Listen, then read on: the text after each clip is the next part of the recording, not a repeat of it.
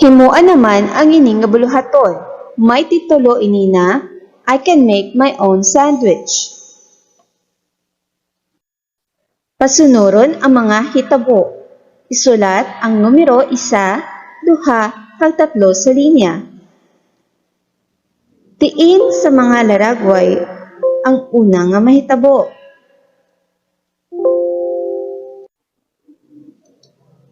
Ini bala? Ini o ini? Insakto. Una, ang mga tinapay wala pa sang palaman. Sunod, gibutangan na sang palaman ang tinapay. Gisulatan nini sang numero 2. Sunod, ibutang na o ipatong ang ikaduhang nga tinapay sa ibabaw sang palaman.